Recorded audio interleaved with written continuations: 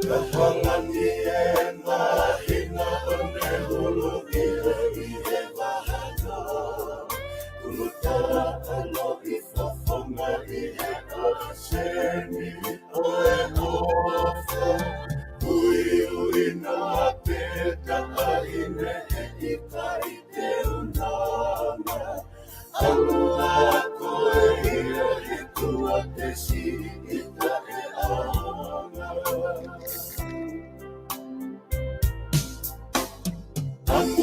Amu asi ahunia ita batu utanu.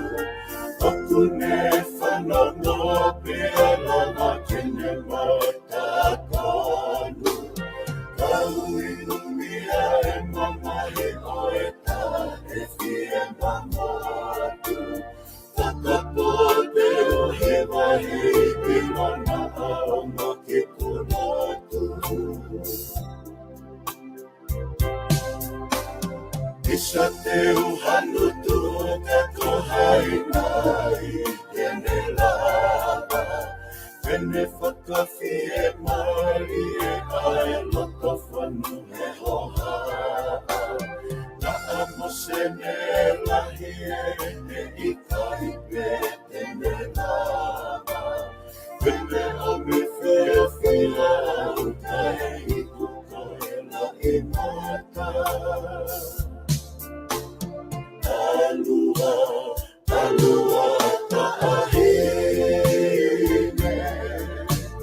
Tau mai a ko hahanga kuhe. Alua no ke fie mari e pe. Koke me te e mate ku ofa aku ia te tae.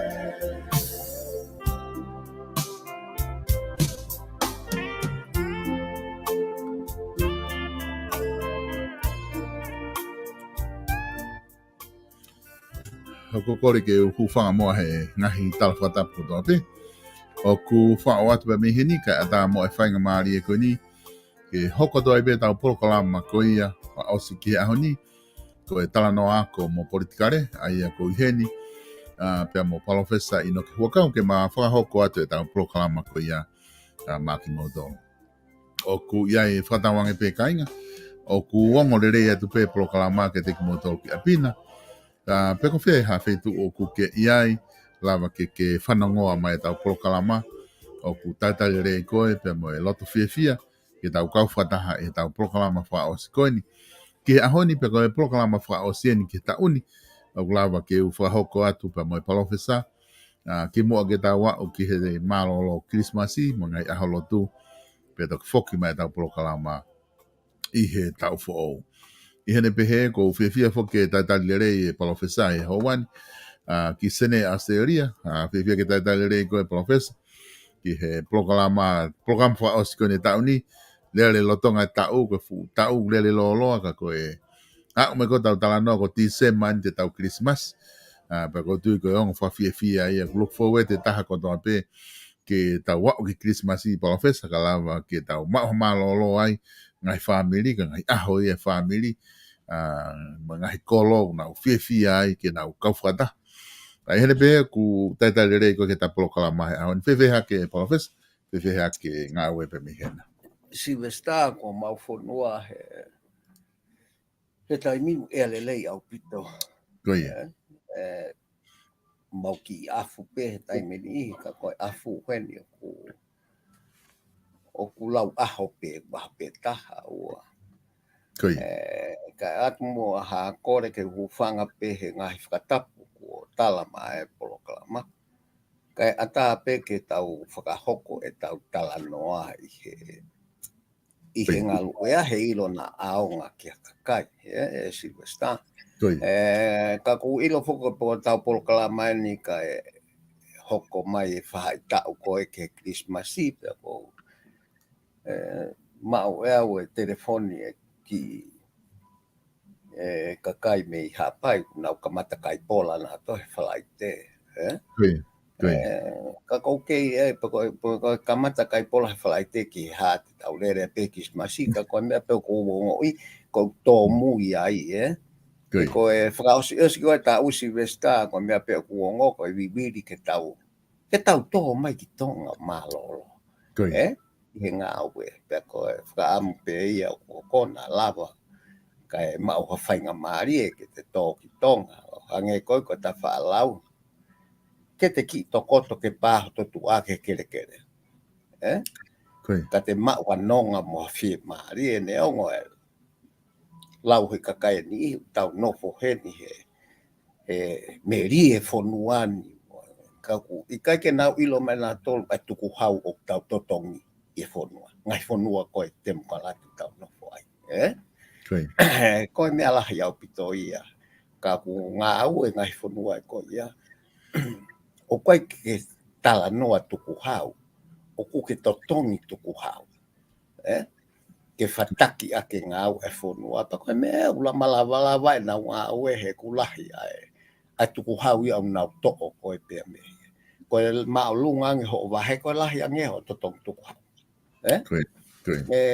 ka o ku tau fra pa pe Silvesta ke feitu ko to ho tau kakai pea o fa pe ko ngahi fa tau fa fia ko ni o tau ma o fa fia o ku ongo maria pe ho ma o community australiani pe he mo tala ko ki he mau ampastoa tahina ko la tu fui peka o ku kaunga maria pe mea ko toa a o pe ki he mo ui ho tau kakai he mau fonuan mo ne apito professor ko tu foke da enimi ko hange ko na ku labet ke ki mua ko fama o pe foke por kala mo ko ta fa ho ko ani kata siot ki mui ki kamata anga ta mo fononga mai ai lahi apito ngai ka venga ka ki ngata be i he taun ta ko osi lahi apito ngai ka venga na lava ke ta tala noa ki ai ta fito i he ako mo politikale pero ngai ka venga mahu inga ia ke fai hasio ki ai koe ka venga ko sio ai na ta kawi ua ka venga na ta hanga o hake ai ngahi ai fia ma ko atonga ke na nga unu ke pure anga faka ai loko ka mamen he faka kolo ka ko e pe sio lewa ki ai o se ngai timeline na ta tala noa mo vakai ke fonga te na nga we aki me hafua o mai ko ke ofi mai ko ki he campaign ko tau ko osi i he filifare area ko wakai ki na tokolahi ai ka candidate na malanga aki foi hiva ko ia na ngawe aki e pre ang fa kolo na tui ki ai ko fonga lele ia ke tau nga unu ki ai pe manga ka vinga ke he pe na e fai ke e fa tala no ago utu ko ka de ko professor ke fai anga o fama o mai ko nga ko ne tu ko ta ni mi ko ta program fa o spen ke ta ni i nga ka venga ko ni ko ta stala no ke ka te fa fokat ka ko ke kamata mai fa ma po ta program ko ta no a como politikale si vesta ko uhinga me na ta no fo ai i he mea ko ia whakakolo ai pureanga whakawahe ko uhinga uluaki ko osi ia he tau whakotutu ko tau whaunga whakapolitikare tato ko osi ia o koe ka mea o ia ke tau tānaki atu ko hono ua ko hono kaweinga ko mea pēnia mo sino o kune whakaivia kakai ke nau kau mai he tau ngāwe pia mo pureanga o tokoniki ko hono tolu ai uhinga ko ai o fu toko lahi e tau kau ngai whapureanga a tau toko. Ka ku tau he pureanga e toko lahi ko ia, ko uhinga ko mea pe ia, ko mauanga mo ui pe ia ai toko lahi whotua, mau ngāwe. Koi. Ka paurewa holoki mea ko dio to'o kau ngāwe ke nau taktaha, ai konga kau ngāwe e pureanga, ke nau taktaha o ngāwe i hono wāhenga. Ko fu toko lahi e ke pureanga lahi. Koi. ka pau o ku alu ke ono tu he waha e ono noa mo fit noa e tau paanga o tānaki o ku alu ta pe ki he waha e ka kai kau ngai whapureanga. Koi. E hanga he mea ko ni o to'o toko lahi o alu ngā ue ngai wahe pe o ange taimi ke hanga pe he ngā wahe pena tomo pureanga. A ke ofisa kolo pure whakawaha. Koi. Ko tau o atu e tau tolu ha fo i whaunga ke nau ngā ue ai pia tokoni ke pureanga lahi ono whakatosi e kau ngā e whapureanga. Pea o anga peha ta uia nima ke tokanga i he pureanga kai tukuange ke nau whainga nau tolu ke nau fua e nau whakamore whakapaanga he o se ta o nipa. Koi. Ko ngai uhinga te fito ia koe nā tawhia e mahu. He koe whehu i koe o liriu ko whainga i ke whakaiwia e kakai. Koi. Pea e kau mai rewa kakaia i he ngā ue ofi au pito kia nau tō. O ka pau e whotu o ngahi pureanga whakawahe. Koi. Ko uhinga he kai lava ia he whanki wahe whakamomoiki koe no tau whai. Ko pau ke tau whoki ki tau tōru ke whakawahe lalahi kai mau ha pureanga a whakawahe o ku mālohi. Koi. Pea koe pureanga whakawahe ko ia e lahi ngahi mea ia o whihia e pureanga he taimini. Hange koe langa wha, moe hāfua, whakalakalaka. He kai toi alai ki ai e fua ia he pureanga whakawahe. Koi. Ka koe hae uhinga na kai ke tau aluai ki ai, koe ke ilo ea. Ka tau tala noa he fo i mea o masiva e kakai, koe u mea ia kehe au pitoia, koe whanki i mea ia he tafa aki. Koi. Ke ka pau te tau alu tau tolo o whau e ngai pureanga whakawahe, si westa. He kai ki tau tā no masiva tau tolo. Te tau tā no ngā uepe. Koi. O tau si o ke ka koe gutui aku si westa ka pau he kai ke iaha pureanga loto lahi.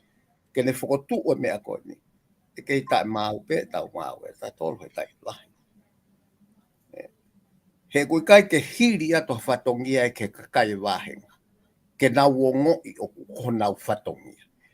Koe mea koe whaunga o whaitai bini. Nau nofta to whawhalala ki ho nau whafofonga. Aina? Koi. Pea irifia e ka whafofonga ia. He kuosi koe mea koe bribery ka tauhanga o toho atu ki hono uhinga whakaluku fua. Koe kau whafofonga wharerea. O kuna umau e nā tolo a iwi whakapaanga tufa he pureanga ka nau tolo paanga whakawahenga ke nau o teu aki mo ai aki nau ngai polokalama ke whiri kahoko. Koi. Pea te tau uire mai koe haa. Ka pau te tau toi sio ki ai e Silvesta. He kai more paanga e koe ni me uwahenga. Kai alu whanga tonu e ke pureanga whakawahe ua ka uai whakafofonga ai he kukoe koe ne ngā ue ia atu. Maina? Koi. E maarewa pea atakitu a pea hāfua. Pea e hiki rewa si e maui ai wahenga ki he lakanga koe pure whakawahe. Moi ofisa kolo ki hatoi tu unga o ku maa ulungange. Koi. E hiki a me mea. O ke ofisa kolo pehe kere o lahi ke ui e whono mo ha. Ka e lawa ia ke hiki ke whie mau. Ke hanga manage ai local government. He pure whakawahe. Pea te tau whie mau lewa to toha kau pure whakawahe lelei. Silvesta lahe tata noa ki ai ka ko. Te ki ai ke hawa taha ia o tala mai. Pe koe hae uhinga. Oku e whai whakamori e ki ai Silvesta. Koi. Ka koe investment ko ia ko hangena ka koe ku lau. E lava le ia tokoni atu ki ai ngai pure angalala hai koe. O tau whinga au e aki. Nau whia nau tolu o ka pau. E late pa anga ki ono whau e ngai sino ko ia. Koi. Mo na pito e professor ku Maria pito e whakauka pa ko tui mahalo i hene tu ko ia e hoko atu pe a hono tala noa e ka veinga ko ni ko ngā ki hataimi te tausio atu he kahau, e lava ke whakahoko. O ngā pe tausio tu rewa e lava he. Ko stia e kakai, o se ka whawhonga whare area ia. Na o si malanga ina doi whare area, ko aspe ia he minite whare area. Ai fia mao ke ave paanga koe constituency fund wha kilu pe tolu ki utupu o ave ia ki ha aluhanga tonu pe ia ki he whaisino ki ha sino mawai hange koe local government ke o te o mai ka nau tolu mo nau toi pōpula hala nau tolu ai ka pēk wai beni i hia unau ilo fui nau tolu koe benefiti hange koku ke tala no ki ai benefiti ke nau whiri a nau tolu whiri whare area ko inga he ke futokoni ko te ne whahe tae wha ko ia me fupaanga ko ia o si ko tae wha ko ia ke te hela ia he loko campaign taka i holo peku nada usio bina dana o si ola pe ai whirisi ia ko inga he ko taha ia ai ola na asima he whirisi he me tonga tapuono ko nga ko ngawe malohi a pito na ko hinga ko paanga ko ngawe malohi e ka fofonga he tawe fa pe ku e ola le ba time ko fa e campaign ko nga ko na ngawe malohi mga tokoni me ha fo fa ki nga wa ka ko nga ia ki me ko ya professor ka pa ku te ha me te tana ki i he tafa ki ko ya ko pau Silvestra ko me ko tau fe ma ta tolu ko hataha whare area o ku loto lahi.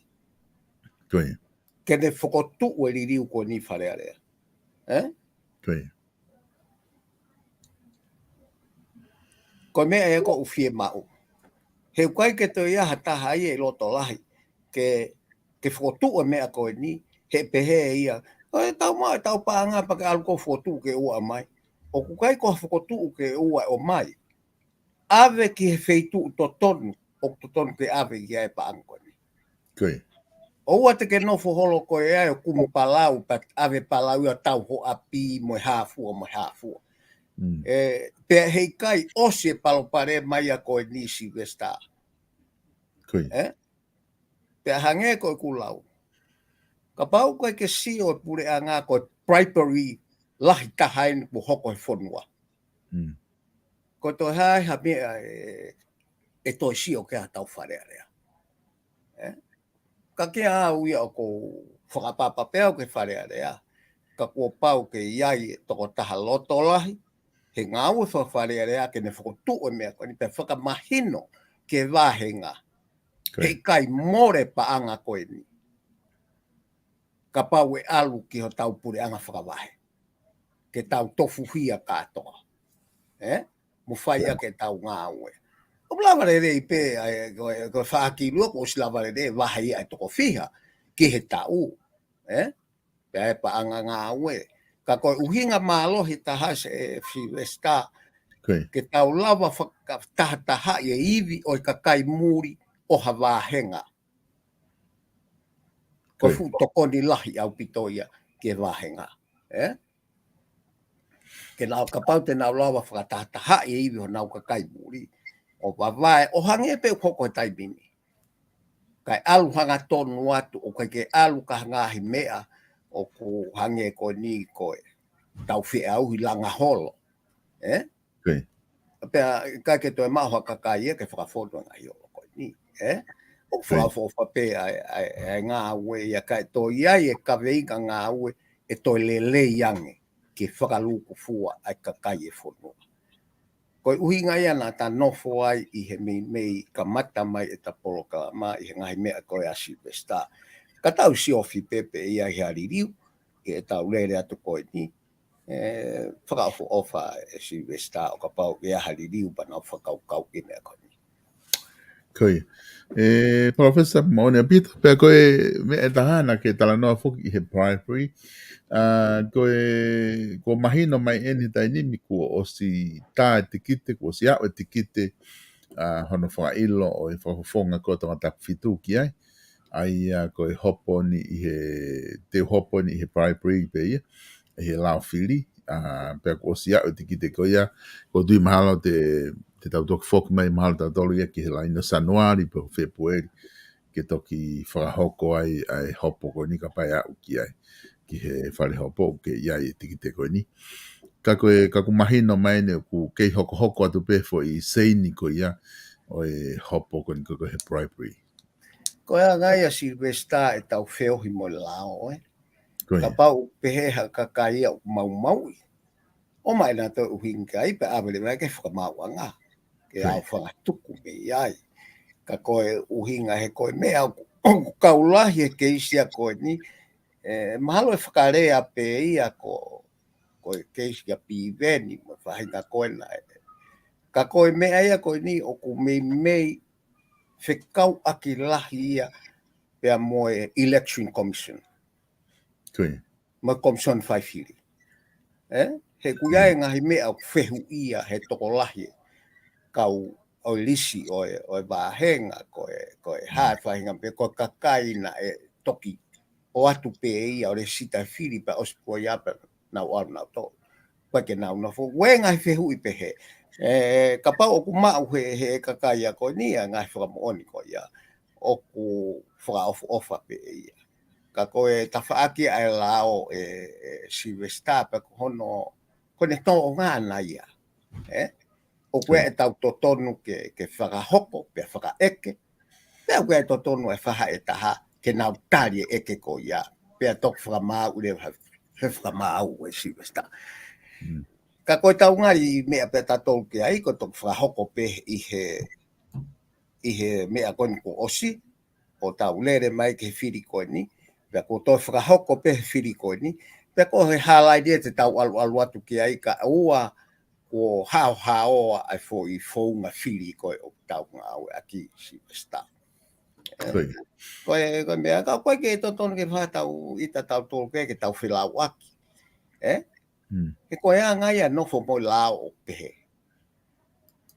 Ka tau wako ke tau tari mea koe ia. Koe ha hono I kuanga I he taimea awa ke whakamau, koe mea ke hei. Koe mea e a kauloe a ke nau hanga nā tolo o whinga I he whakamau anga e mea koe ia. Ka koe, nā tau o silo pe tolo e hao he ku. He kui kai koe whakailo ni he kau whiri. O kui kai ke utu I mahalo koe whakailo ni ha tahana e whiri pa tō. Ikai. Koe whakailo ni he kakai o ku nau pehe o ku mau lao whiri I he mea kone ukoko. Koe. Pea koe e whihia atu koe ka fofonga na ngā aue aki ai fo I lao whiri ko yaki ai. Mono mau I o ku sisi e ka fofonga ai a kau. O ku fu malohi ange ai tawhak koe ki he ngā aue koe a komson whai whiri. I hono. Pea koe pehe au ia koe mea neo whakafo off. He tau te wata tō ke whiri lahi he o se tau e ua me hen mahal. Pea ea watu ke ai ka pau e lere ngahi keisi ko ni kua mau e tau. Koe. E tau me au kai ke tau to e whilau aki. E ko o se te fo I whiri ko tau whilau aki. Koe. O se te fo I whiri ko tau whilau aki. Koe. Kai ki isi e tau longoa. Mo e tau analaiso. Ka tau tukuangi ki he lao ko anga ia e tau nofo po mea ko lao o pehe. Koe. O kui ai totonu e whahai koe ke eke. Pea totonu e whahai koe ke tari. Pea osko ia. Ka tau tōk tari ake whakamau. Ka tau ki I mau ha molu malu e Silvesta. O te fukulahi e tau analison e tau hoko koe ngahi whakamau. Ka tau tari ke whakamau totonu. Whakamau totonu. Mona pito. Professor koe tu huenda ni mi koe o mahino mai he dai ni na kange koe na kitala no ke te ke folau ki tonga. Ka ku mahino mai he dai ni mi ko ngon ko muy ko ni ku wakai fo ki ai I he ko tuku mai he ngahi media sociale me tau fonua koe ke toko taha koe na puria koe I tonga. Ai ko koe na talavou koe na si popo aki holo na family ko se ne aho fiha ne puria ka koe ni ku mahino mai ku mau ku fusi hake mo ne mealele mo ne ka he wafa wa ta ko tui ko tahaya ha mea whaka mamaki family ko ngai nai pe mahala amanaki family na ku puri pe toko taha ko ni na ku alo pe ia no fatu ha mona kau ngā tangata whai pe taimi taha kuo pe kakaia o se ha wike ua tok foki mai ka ku mana pe ni na nau ke amanaki pe mau mai mo oi ka si mau mai ko ni ku malo ko feheu ia ku fuwame nai ke tau pehe ku o ku wa tonga ke tunga whaka ririfu ke te o ki ai hange koni ko te ufolau pe ku ke malu pe tonga ke whafolau ki ai. Kai ofa pe tau fonua ta tolsi pe sta. Koi. Ko mea ko mahino ko tuunga ko mea ko ni. O ku lahi ngai whainga maari ke hoko mea ke ai possibilities. Koi. Malawa pe ia dana ai ita pe alere pe ia o he kātahi. Lava pe ia ke o atua kau mea whaha mea ki ai panau te kei ne ka ke tō tahi pūni. O ku lava pe ka o mai he mea koe ni ai tō sio ka tau tolu ko taimi pe ke tau tuuha tau ngahi mea whaitā i he ngahi whitu ni ihi tonga. Ke ne hanga o tō pa ke kōwi ia. Ke ne hanga o mai ke tokoni ke he ngā au e kau polisi. Ka koe foi, ka mea koe whakakaha tau ka ai koe uhuunga koe ni a ngā au e kau polisi o nau maue. Ai mea na e tō ai ka. He koe tahi koe ni uka ka tahi au a sini Silvester. O koe ke whainga maari e whewhe ke sio pe koe mi o luan ki Krista. He koe tahi kere au pito lalo he nai kere o tata mo tahi mea te. Ka ko whamalo ia he ngā ue kau polisi o mau e sino koe ni ne o koe whakatamaki e ni mo whakamamahi ki he family. Ka tau ki nofo mua kau analyse o Facebook ka he tawha aki ka e tukuange ngā ue kau polisi ke mau ki he mea koe ni. He kulahi ngā he whainga maari e ke he kehe ia te hoko. Ai whatamaki koe ni o ke ka wahtahai. Peka pau o ku alu e huhu ia o ka waiha. Kai koe mea ia e kau polisi mo mea koe ia. Ka koe kai ke hanga he keisi a taha pa tau kaila o ia we tae malu atonga. Tae malu atonga. He ko o ku ngoi pau malu he taha ko wino. Pa wifi o ku kai ke alu au ke ngai whitu koe. Pai night club. Ko ta wilo pe ta tolu koe tō onga ai ko nā mo mea he ngai whitu lahi. O koko e pau pare ma koe ni ka koe e tau whaka mea pango pe ne hoko e mea koe ni ki si whamiri koe hoa koe whanau koe pe whamamahi. E kau totonu pe ke tau tāri ki hau whangatuko i ngā ue kau polisi na ulotonga ngā ue ki ai koe. Mea koe ni kono mau koe kukonga lahi au e ngā ue e Silvester. Koe ne tuku whaketai ni mi e professor ku he wakai ke ki ai ni i. Koe mea whoku talanoa ka kai, koe ngahi mea whakawhange koe vela na whakako i wawa. Koe whenga mea ku lawa hoko, pe kuna whakakau rewa ka kai, koe ne ai be ha mea ia ki hange huu, koe ke fuu loko no molo hono whatupunga. Ku alo pe whakakau ka kai ki he mea koe ke palaparema ka tonga ku whepaki mo he drugs. Alo pe na whakakau na tolu koe umea koe ni ku lau pia whai. Mahalo ku lahi whake a sio whai wahe he kau ngahi syndicated drugs, syndicated muri, mo kau kengi drugs, mo mea. E pa ku lahi whakakau pe ka kai ia koe. Ko ha mea pe ki ova ia hange ku. Koe ko ha mea ia na totonu ke hoko na whakakau re na tolu ia. Koe taha ni ai ngahi nunua koe ia o palparema drugs o ku whehanga i me whanua. O rewa te tau e Silvester ka kai o whakawhelawe i mo drugs. Koe. Ai mea koe ni. He uteke i loia pe koe hae mea. Ka pau koe drugs koe ka malohi. Nā ke inu koe o kai ke toi fuuloko mahino koe hae mea. O kulahi ngahi drugs ke o tau whakaata me tau tō. O kulawa ke ne whakahoko mau koe ni. E koe pare ma ngahi whanua koe ni tai mili koe. hunoa ia mai foi a kau o hao mai me siaina o ngā siaina mo e sia. Pe au Koi. tau palema pe ai i he na tau alahi mai he ngai tau ki mua.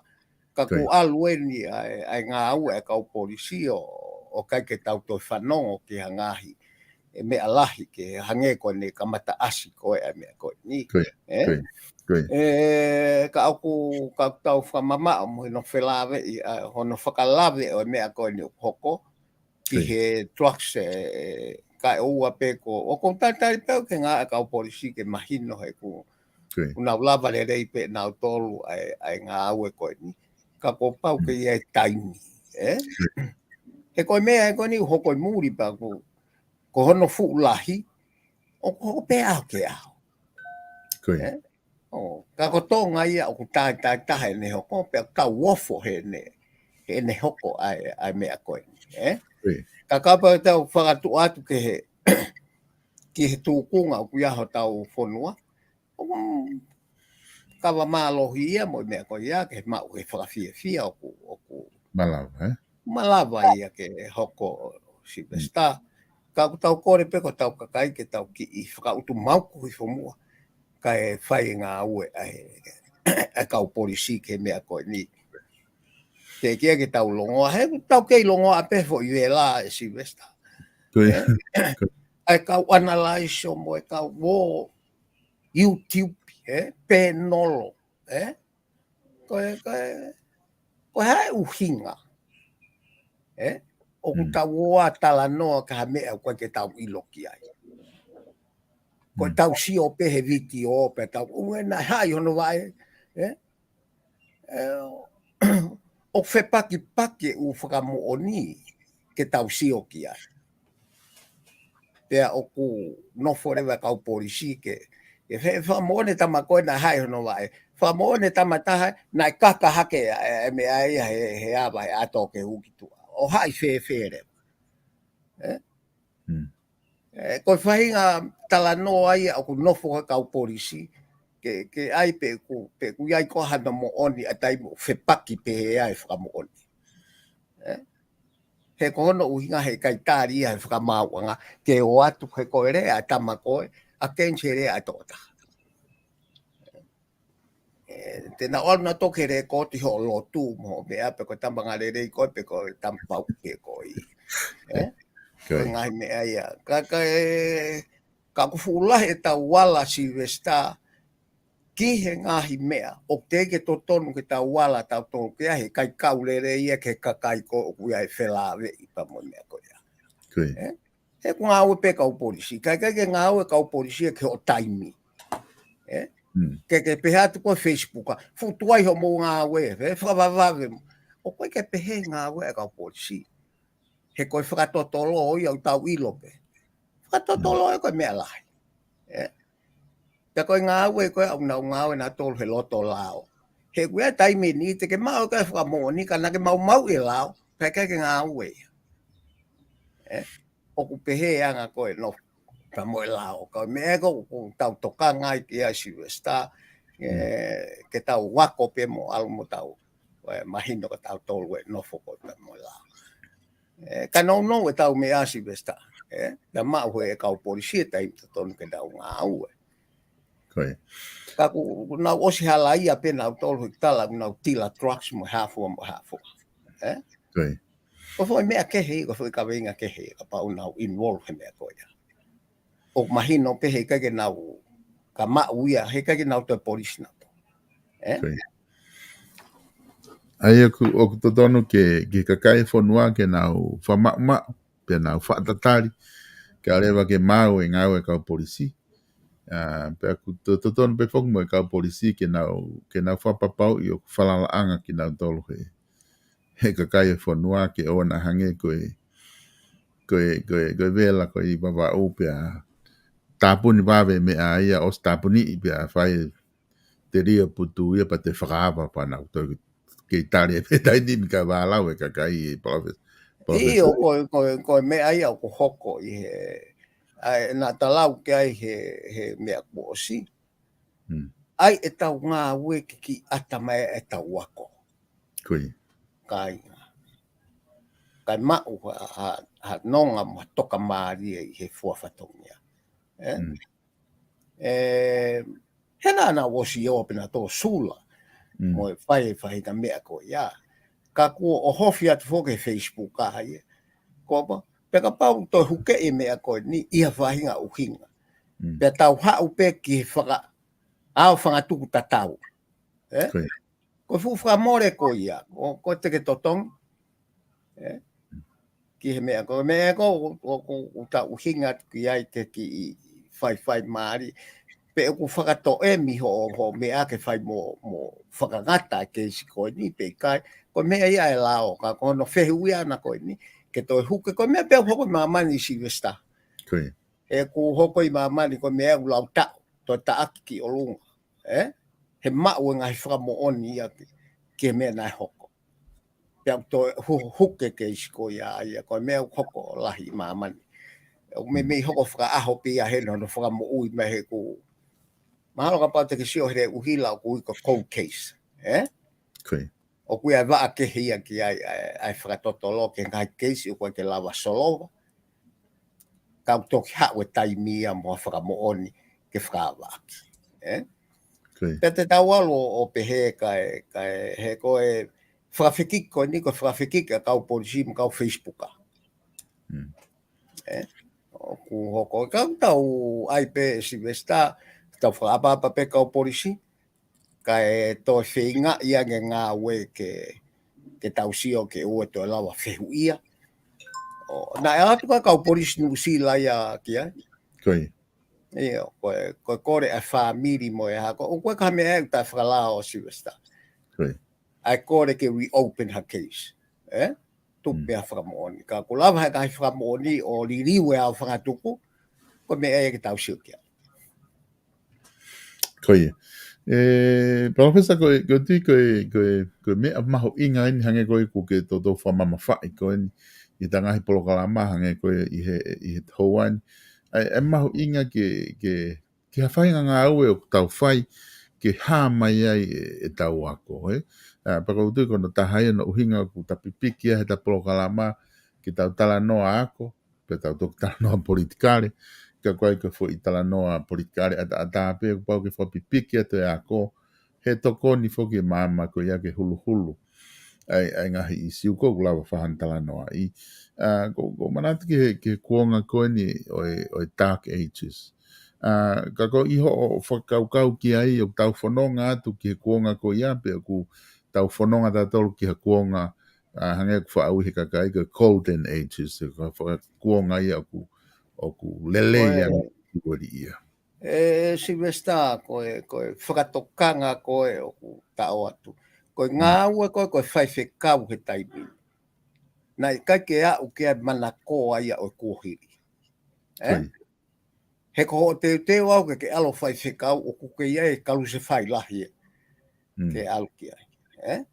Tau hau tatolu ke kuonga whakapaanga pia fu mahu inga au pito pia ku lahi toko lahi au pito alu ki he profession koe ni. Ko whaiwhekau. Ko ta kore pia tau. Ke rehi ina tau toe au ke whahinga palo parema na nehanga whakatupo dark ages. Ko ta kore pia tau ke alu e kau whaiwhekau o laure rei mua historia e kuonga koe ni. Mo ngahi mea na ne whakatupunga ai whakahingoa koe ni ai uhinga koe na tau whakahingoa ai ko dark ages e whai kuonga koe. Ke na wako ai pe koe hae uhinga I he whelawe I ai lotu mo politiki na hoko ai e kuonga koe ni. Ka koe kuonga ni o koe ke toi whesio mamani ki ai. O whakatatau ke tau wako he ahoni. Ka kai koe uhinga ia si westa. Ke tau ta e sio ki ai. Ka tau te fito ki he kakai o ku nofo he area koe. O kui kai ke ta whanga ia te tau o hea tau. O ku whaa fo ofa au pito ai o ia ki ai. Mana koa e whai whekau. Tau pou ke kakai o nga ngau ki ai. Ka koe tau nai na ipe tau tolu. O ku osi nofo ia historia mamani. Na e hu e lotu ia. Ki he whakatupu e kuonga ni. Ka koe ta whotu upe tau ke nau toi ki O te nau ngata pehe toi tapu, ka nau toi ki isi o ke ngā historia mo e anga e le whekau aki. E lava pe, ke tau alu tau tolu o ka he I he kahau, ai lotu o toi alu o toi fotu umai ai ha kuonga o toi ki I whehu I ange uofi au pito ki kuonga koe dina e whakapo uri o mamani, E aia koe tau nai ke lahi e tau ngā ua koe ki loto, I he ngā ua koe ki tua, Pea oku pehe pe e tau ngā ua e whakaako, whakasi isi e teke koristu tuku, kai o koe ki tau whanga e tatou whaofa pe ai ngā ua pehe ia koristu tuku. Kai ki I nofo ange I he anga o ngā ua, mo ne whelawe I mo e ako. Ai wheituka. Pero tatau e pepe nā ke ako whe, hai sikulu pe ko sasione pe ko e hāfua ai ngāhime.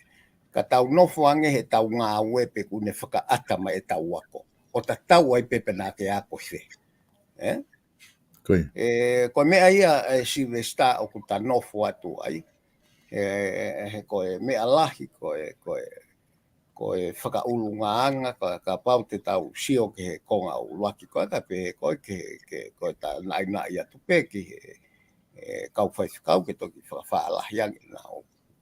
I no kau kai ke pe he ta whaanga I atu taua, ai nau ngā wehe lo tongani he ku kai kua whango whaifukau taua. Ka koe hau me iai o ku tau mai ke konga o ku koe ngā ue e whakapolitikare, Silvesta, ka tau te whita kona whakalere mea koe pure anga. O ki I tō e tau whakamamawha tau tolu mo e tau whelau aki, ki e sai mo e kovi o ha pure anga.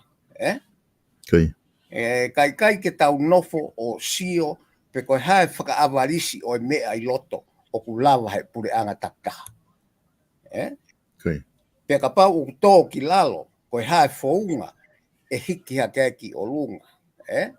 Ka pau o tō ki o lunga, koe hae founga te tau lawa a fote mea koe ia, pe tō ki tuko hifo, ke tau lere he whakaawarisi.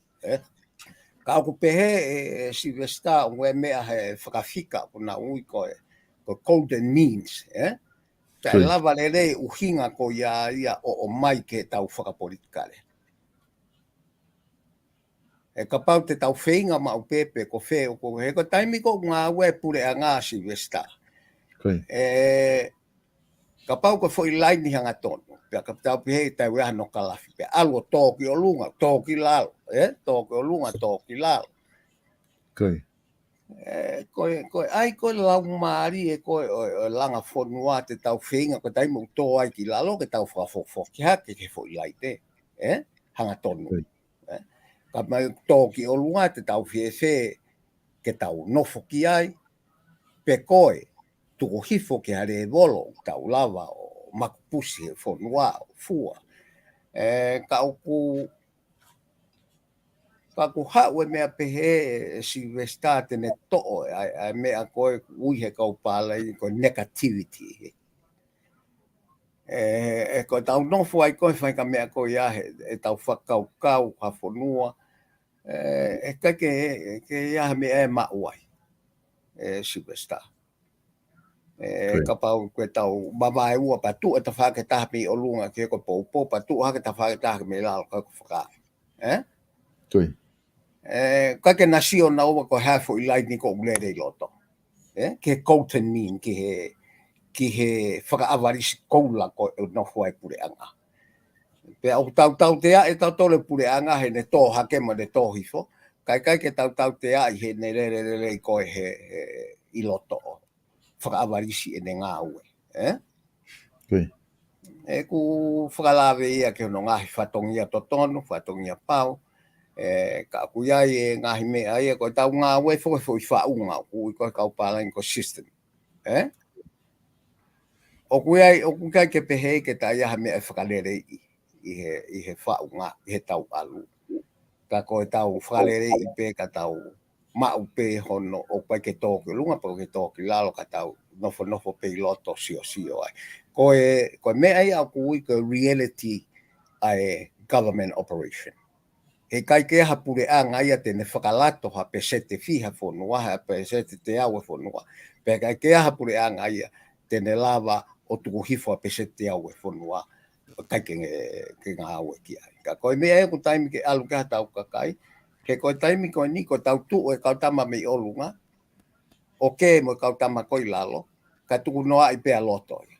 Ai ngā aue koe apure anga. Ka koe mea ta pūpū wat ka siwe sta, ke tau o mai he ngā aue, ko ngai mea koe ni o whelala vei. Ai tau whaka ulunganga mo mea. Koe mea taha hono tō lusi sta, koe tau koe mahu inga o mea koe discipline o whakatonga koe mapure ia. Koe. Kiha langa whonua pe whasosiare, pe whapolitikare, o fie mao mea. Kai ke mao mea koe hanga hipure anga koe ni o ko whauwha. Kai lava langa whonua ai. Pea ku paurewa ke tau whasio, ke tau ngā ue, ko whe mea ko una mai discipline ke tau mo ui, ke tau lava langa hake ake ho tau whonua, ko mea iau whia mao. Ka koe ku poini aku si westa. Ku hu mai ko taimi koe nā tau ai pe land, ko capital, mo skills, mo hake, Pea lawa ekonomika a whonua. Ko taimi nia. Ku hu mai ere me niti a koe o mapure ia hono kakai, ke kau ia ko ere me niti mahino o mea koe langa whakalaka. Pea i hene whakalawhelawe i pehe, oku ta o atu ke ki whakaukau i ho tau kakai.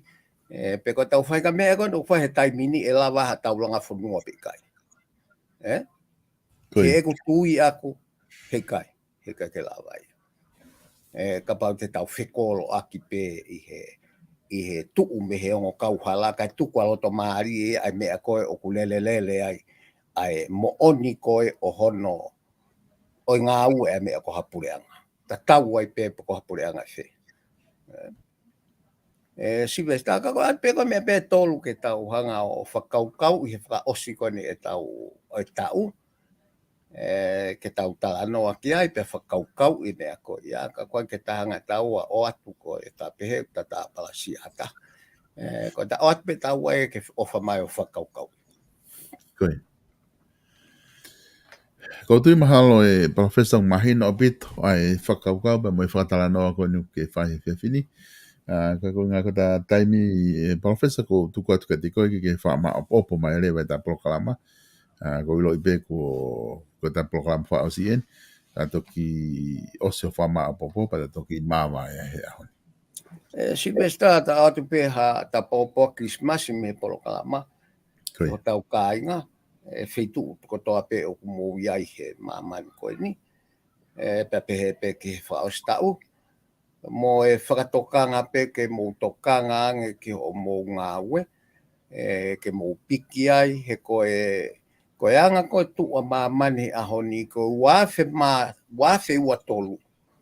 Oku iai huu ia e whakakaukau e fuu kehe au pito ia me he wafe ua. Pe koe hae nunu ai u mea koe ia oku tai ke wholahi mai ke mahino me he tawhaaki koe a wesite. Ka oku alu pe taimi ia mo mahino o iai hono nunu alahi ona. Whakapaanga, whakakoloa, i hiki a totongkoloa. Ka koe whekau ate hiki a totongkoloa, mo e holo ho paanga. Koe hae ai ngahi mechanism pe koe ngahi whounga koe o tau siofi ake mea koe ia, he tau Reserve Bank, e whakawhelawe e tau paanga mo ngahi paanga o whakatewhito me ia i hono mahu inga, koe basket of money ke hono o mai e veri koe tau paanga, o ko awe paanga ki tō ngā ko taha ni maua mahalo he taimine o wai ngai me e o taha whaanoa o taha. Ko ngai me ke tau whakaukau ki ai ka koe tuu ko he taimini ki he kahau. E kehe au pite wafi watoluia me he wafi ua. Koe.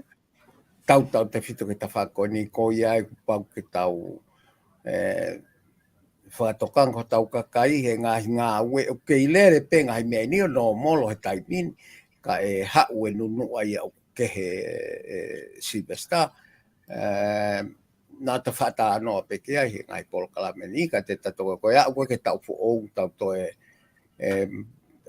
mauang e tau whakafuafua ki he anga lere atu koina tau tuunga whakairo no mi ka he ta whaakoina o tau i ko ta whaake a hihi fo. I he ne tuu ko whekau aki mo ta whaake taha o ku iasi ai na lusia mga hifonua ko ia. Alu peta i mea mo ne mālohi anga ta whaake ko ia. Ka ko hau ngahi mea maari ai Silvester. O ko te watu peki mea taha ke whataata. O ko tala he wesi te ia he kake toi whakatau e koho lololu sia o owa he tola e ono noa. Maina? Ki he talamu lolo. E tama e lusia sai pe ia. Ka koe to tonge lolo a koe to tonge he koula e au nisi e ua ke he talamu taha. Ko e foi mafuri ko ia Silvester. Ongo au pito ia ke he wesi te. Ai foi talabai ko tari pe au no noa. Ka totong koula mai o ua te ke totong tola mai ko. He koe te toi tari atola Amerika ka mea koe hae iuku anga o e mea koe ia. Ka kuiai hono nunua whaka ekonomika lahi e hoko ke ta whaku wesi te ka ku o tau nofo ai. Kai ofa pe o tau mauha whakafuafua. Ke tau lewa i e tau paanga i he anga alu koe ni. Pe o ku totonu ke tau ki pine ki ha whitu. Ke malu e tau paanga. Hena e tau malu e whi tau koula e tau paanga o tuku pitania ngai tau koe. Lere maa au ke tahi wano furu tupu. Tok mawahe pe Amerika e tahi whitaha. Me he malu i koe koula o alu. Pea koe tuku aki i koe tai minisi Silvester ko. Alu ia puiti noa ia ta noa ia ne paanga ana ke alu. Ka koe hea no nunua Silvester ka ki tau ilo kia. Ka koe Polokalama au tau amanaki pe ko tau kakai ke nā toki siolere. Siolere anke hiki e totong koloa mo i mahu inga koe e tau panga. Ka koe pure anga ia o kuna u whai e ngahinga au e koe ia Silvester. Koe. Mauna pito bea malo pito e professor, malo pito e Polokalama whaafof. U whahoko he whiawhini, ka mo e talamonua tu ke te ho wholau i he holiday, ma o ha wholau le rei tonga mga te whoki mai, hoko atu e ngā ue, tau whoau.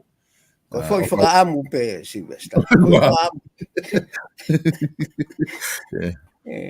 Ko pau peke ke aku ke ai, kei kouseo i whou kei to ulu pe to whai nā mga hi akau fua i tonga kei.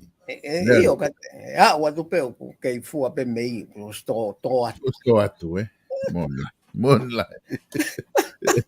Ai haki whakakai mei. Io, o beto e a wha.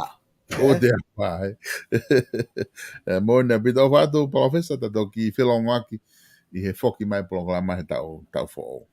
O whāti resta ko tau kāinga tō ngā he whetu ko tō ape. O whāti a koe mo e fuesia i ngā welahi o e tau. O whapeke ke mau hoa Christmas whiawhia. Mo tau whoau monu ia. O whātu au pita o pita. O whātu. Malo pito professor ino ke wakau, wa malo atu i he lava le rei koe ta Polokalama e auni, pea pe he whoki pea mo e tala monu atu. Te koe mo family ma wa Christmas pea mo whaosta o whiawhia. O whātu ke teki mo tolu ko ta pe kainga ko mo mui mahe tau Polokalama, tala no ako mo politikare, pea mo i whamalo lahi atu ho mo kau mai, lava ke tau whanonga mai o mihe tau koe ni, wa o mai ni ke ma Polokalama whaosi pea mo i professor, i he ahoni hangi koia ko wha o atu mau be to e mea le rei tau manaka mau be ke o mai kakai koe ni ke whahoko e talanoa na talanoa ke ngahi isiu hoko pe neonga kehe ngahi isiu ko ia hao wakai kaka mea le rei ke o atu ke whakaukau ki ai peke toki whiri rewa mi ai ai ngahi ngāwe ko ke whai koloa be ku o atu ka hatoa e ngahi talanoa koe ni me ka au professor ko lava ke o mai ki nau tolu ki heni ke whakatala noa atu he ngahi i siu mga ia konaki ki anga o e whanonga koe ni tau whai. Whamalo lahi atu ke tau ka sponsor, tau te whito ki he South Pacific Loans, au ku kai ngalo ai ngai tokoni ko toa beku mo whaata, ke whakahoko ngahi polo kalama koe ni, ka pau ke whia mao hano, te ke lava o whetu utaki, ki a Starik Tupo, i he noa walungi au walu, hiwa walu, koe kautaha no eni, o kuna o ngawe i Okalani Nusila, na waa i Manu Ringatoni, na waa i Manukau, lava peke ke whanonga atu ki ai, i Manukau, i he Cavendish Drive, o ai ahi koe nau kau ngawe tō ngai, te nau lava whatala noa ka te koe o ka pau. Hange koe whatala noa ka Stariki, koe uhinga benia o ka pau, o kuke fuwhia mau, ha seniti, te lava o mea te katingi nau tolu, te nau lava tokoni atu ke te koe pakapau koe ke whia mau, pea ku saya nge ia ke ute ke tāno, ka koe whika ena. Noa walungi au, walu, hiba walu, tala noa ke Starik Tupo, pika taha e nau kau ngawe, kuna osi mateu, ke nau tokoni atu ke te koe. Koe wharikoloa wala koe ia, i loto nuk alofa, koe Base Fashion Store, hanga atu koe ia ki he taumoe pia building, o kuna o whamalo lahi ka tiki nau tolu he tokoni he taungai polokalama, koe nau telefoni ena ua fitu, tolu ni maono, pe koe walu ono, ni ma tolu ono. Whainga wala pete ke lava mao, mi he wharekoloa koe ni au ke nau ngahi wala ke polo, wala ki he kakai ho ik whawhine, koe wala ke whanau, pe he ki whanau tangata, whanau whiwhine, mao ka atoa tuia, pe kuna te ota whoki mo ngahi kofu mari, lava ke ngawe aki o ka pau kuke whia mao, pe ke toki mea be ki ai, i he mga whaa koe na, ki marketi, pe koe hanga atu ki he tau moe pia o building office ko koe uhila, kuna iai ke nau tokoni atu ki ate koe.